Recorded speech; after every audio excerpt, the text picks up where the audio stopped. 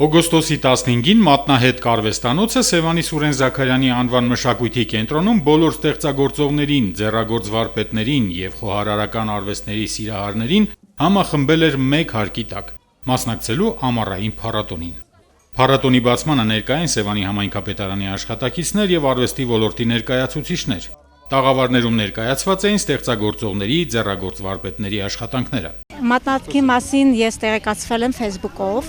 հայտադիմում եմ ներկայացրել, որպեսզի կարողանամ իմ ապրանքները դարձնել տեսանելի։ Փորձում ենք մասնակցել ցուցահանդես վաճառքներին տարբեր տեղերում, մտածեցինք, որ նաև այս հարթակից օգտվել,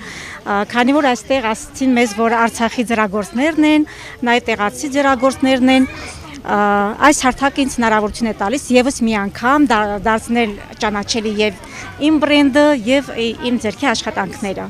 Այստեղ մենք ունենք Արցախի մշակույթի հետ կապված մագնիսներ են,